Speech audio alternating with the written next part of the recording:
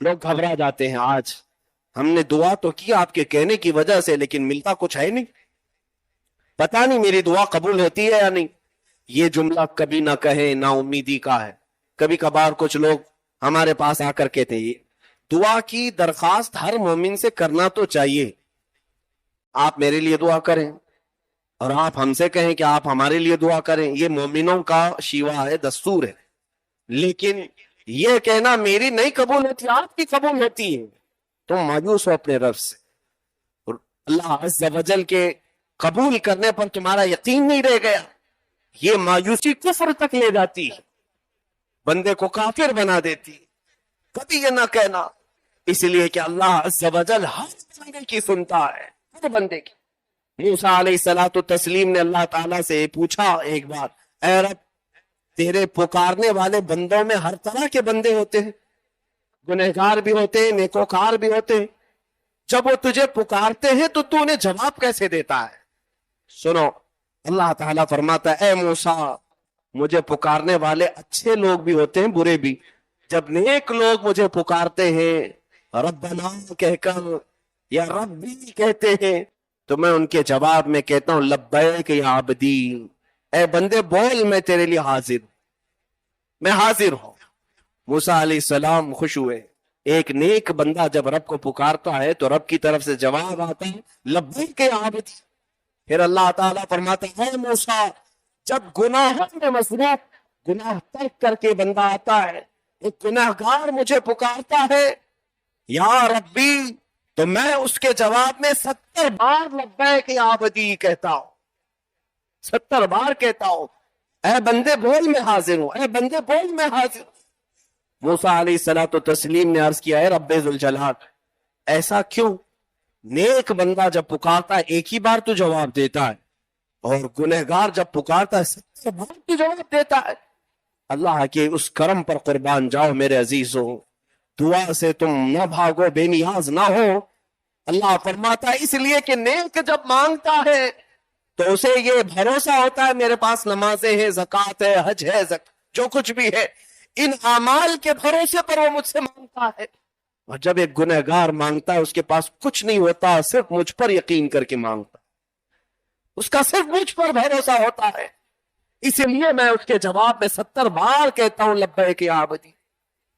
کون کہتا ہے کہ وہ اللہ نہیں سنتا؟ اور جو یہ کہتا ہے وہ کافر ہے، اس کا اسلام سے کوئی تعلق نہیں.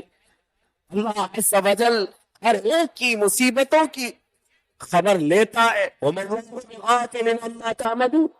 اللہ تمہارے کیے ہوئے کاموں سے بھی غافل نہیں اور تمہاری باتوں کو بھی سنتا ہے. انک لسمیع الدعاء، یہ بھی کہا گیا ہے قرآن، اے اللہ تو دعاؤں کو ضرور ضرور سننے والا ہے.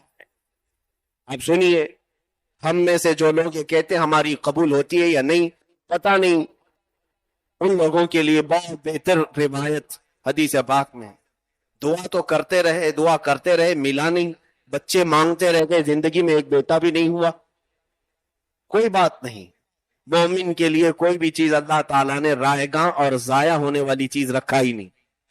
قیامت کے دن اس بندے کو رب تعالیٰ بلائے گا اور بلا کر نیکیوں کا ایک ڈھیر ہوگا جو پہاڑ کی طرح ہو.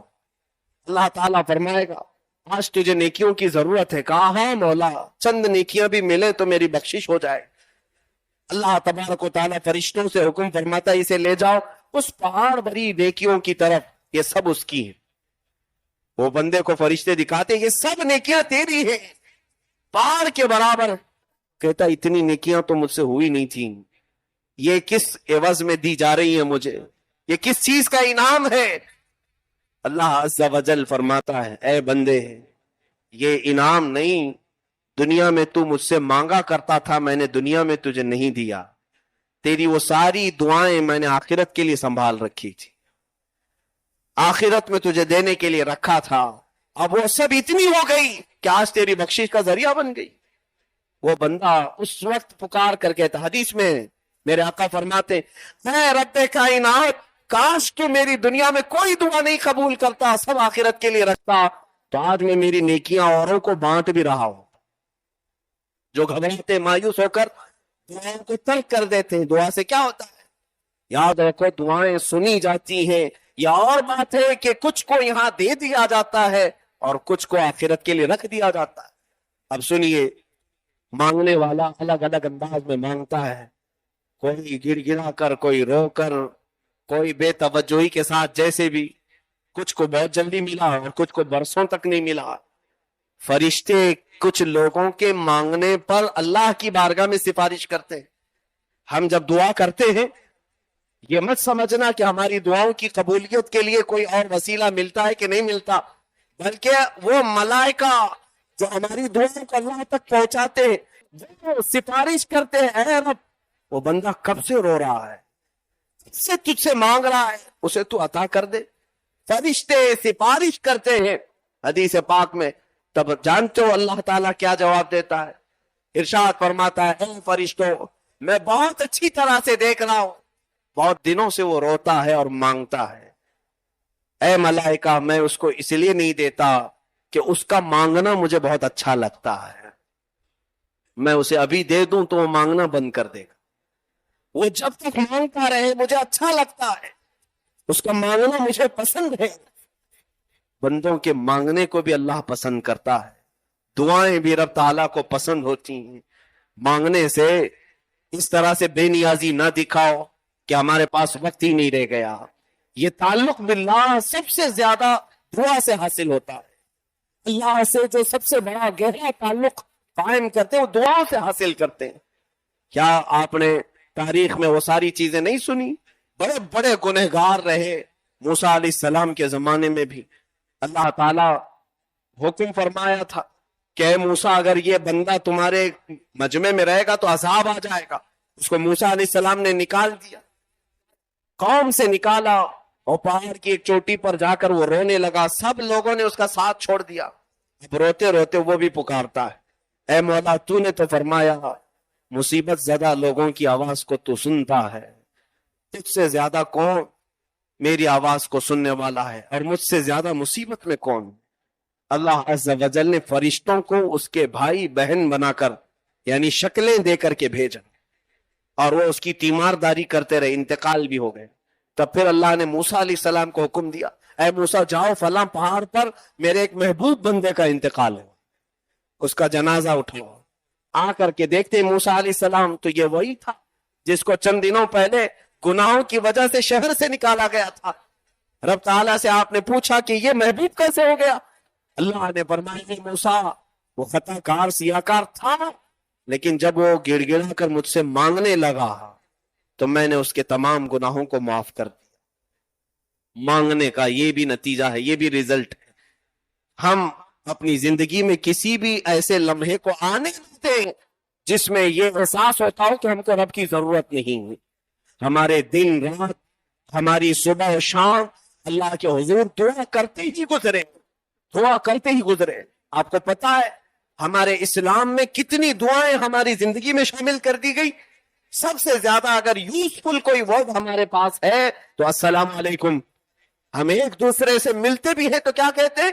السلام علیکم. یہ دعا ہے. ہم اپنے بھائی کے لیے کہتے ہیں اللہ کی سلامتی ہو تجھ پر. دعا سے ہمیں دور نہیں رکھا گیا. اس کی وجہ یہ ہے کہ بندہ جب تک دعا کرتا رہتا ہے وہ بندہ رہتا ہے, اور جس دن وہ دعا چھوڑ دیا متکبر, غرور اور گھمنڈی خدا بننے کی کوشش کر رہا ہوتا. اب اسے کسی چیز کی حاجت نہیں رہ گئی, مانگنا چھوڑ دیا, بے نیاز ہو گیا ہے. اسی لیے میرے آقا صلی اللہ تعالی علیہ وسلم بھی سارے کمالات ہونے کے باوجود بھی مانگتے ہی رہے, مانگتے ہی رہے, رب ذوالجلال سے مانگتے ہی رہے. ہاں ایک بات طے ہے کہ جو اس سے مانگتا رہا اللہ پوری دنیا سے اسے بے نیاز کر کے رکھتا ہے. اسی لیے تو ہمیں سورہ فاتحہ میں اس نے کیا سکھایا؟ ایاک نعبد و ایاک نستعین. اے رب ہم تیری ہی عبادت کرتے ہیں اور صرف تجھ سے ہی مانگتے ہیں. اور دعا جو بندہ کثرت سے رب ذوالجلال کے حضور کرتا ہے اس کی پوزیشن اللہ ایسی بناتا ہے کہ اس کا ہاتھ پھر کسی کے سامنے نہیں پھیلنے دیتا. یہ اور بات ہے کہ پوری کائنات اس سے بھیک مانگتی ہے لیکن وہ کسی سے نہیں مانگتا. اولیاء کاملین کی زندگی یہی تو نمونہ ہے.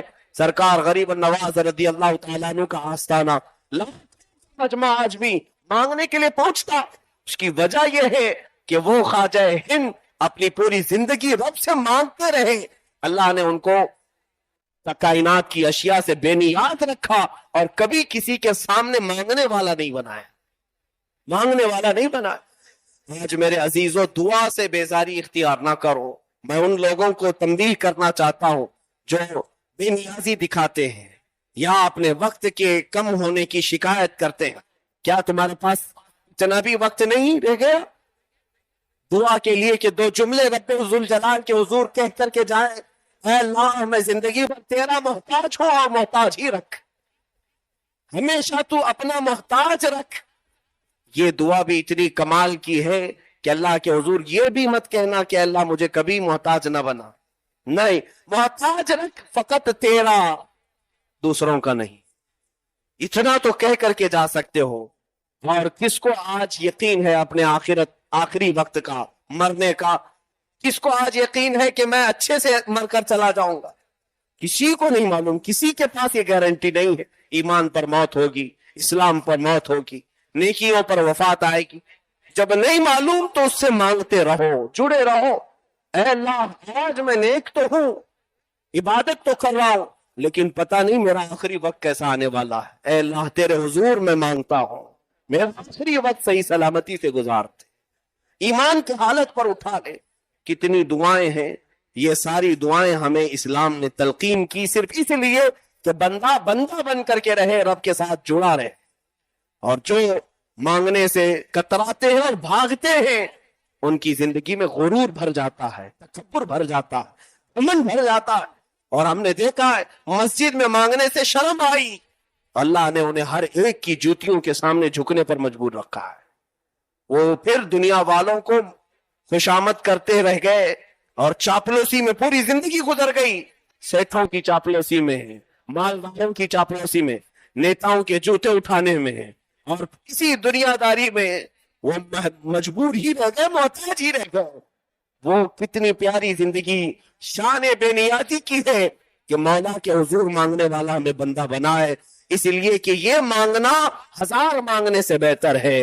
वो एक सजदा जिसे तू गिरा समझता है, 1000 सजदों से देता है आदमी को नजा। मौला हमें पूरी जिंदगी अपना मोहताज बनाए रखे। ऐ रब्बुल जलाल हम सबको दुआ में शामिल और कामिल बना दे। खल्लाक़े कायनात, आज हम एतराफ करते हैं मौला हम किसी भी अमल में बड़े नहीं हो सके, हम किसी भी अमल में कामिल नहीं हो सके। कदीर जब्बार खुदा हमारी जिंदगी में ऐसा कोई लम्हा ना ला जिसमें हम तुझसे दूर हो जाए या तेरी हिफाजत से निकल जाए। ऐ रब्बुल जलाल हम सबको मरते दम तक तू अपनी बारगाह में मांगने वाला बंदा बना। क़यामत के दिन मौला हम अपनी दुआओं का नतीजा देख सके। ऐ कदीर जब्बार खुदा आज तेरे दरबार में हम ये भी हाथ उठा कर कहते हैं, मांगना हमारा काम है, कबूल करना तेरा काम है। अगर दुनिया में दे तो तेरा फजल है और ना दे तो तेरा अदल है। मगर ये यकीन है मौला जो कुछ भी हमने मांगा वो तो कयामत के दिन जरूर हमें लौटाएगा। ऐ रब्बुल जलाल इन पूरे हाजिरीन को, तमाम मुसल्लीन को हर तरह की आफतों से महफूज फरमा, ईमान पे मौत अता फरमा, ईमान पे हश्र अता फरमा। सल्लल्लाहु तआला अला खैर खल्क़ी मुहम्मद व आलिहि व सहबिहि अजमाइन व आखिर दावाना अनिल हम्दुलिल्लाहि रब्बिल आलमीन। सलाम अलैकुम।